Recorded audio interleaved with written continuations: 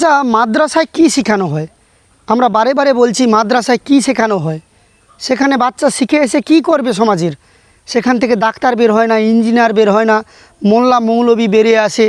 আর সেই মোল্লা মৌলবি বেরিয়ে এসে সে আবার নতুন মাদ্রাসা খুলে আর সেখানে ছোট ছোট বাচ্চাদেরকে ধর্ষণ করে। এই কথা যখন আমি বলবো, আপনারা বলবেন, তখন আপনার বিরুদ্ধে কেস হবে, আন্দোলন হবে। কিন্তু স্বয়ং বাংলাদেশে বসে একজন মহিলা কি বলছে একবার শুনুন।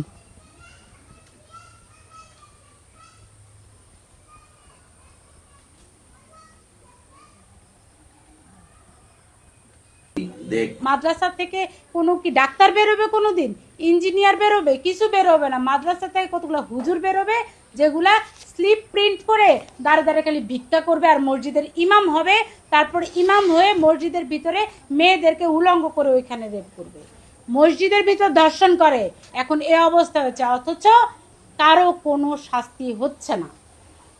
শুনলেন তো, মাদ্রাসা থেকে কোনো ডাক্তার ইঞ্জিনিয়ার বের হয় না, মোল্লা মৌলবি বের হয়। আর তারা বেরিয়ে এসে মাদ্রাসা করে, নতুন করে নির্মাণ করে আর সেখানে ছোট ছোট বাচ্চাদেরকে ধর্ষণ করে। কে বলল? বাংলাদেশে বসে থাকা একজন মহিলা বলছে, সোশ্যাল মিডিয়ায় বলছে, মিডিয়ার সামনে এসে বলছে। তার বিরুদ্ধে কেন আন্দোলন হচ্ছে না? শুধু হিন্দুরাই বললে সমস্যা না, আপনার ধর্মের একজন মানুষ, একজন মহিলা, তিনি প্রকাশ্যে বলছে। এর বিরুদ্ধে কেউ স্টেপ নিচ্ছে না। শুধু হিন্দুরা বললেই বলছে ধর্ম অবমাননা হচ্ছে, তাকে পিটিয়ে মারা হচ্ছে। দীপুচন্দ্র দাসের মতো ব্যক্তিত্বদেরকে পিটিয়ে মারা হচ্ছে, কেননা ধর্ম অবমাননা করেছে। আর সেই একই বিষয়গুলো যখন নিজের ধর্মের লোকেরা বলে, তখন প্রতিবাদ করার কেউ থাকে না। এ কেমন দুনিয়া, এ কেমন মানুষ, এদের চিন্তা ভাবনা কি? চিন্তা ভাবনা করুন।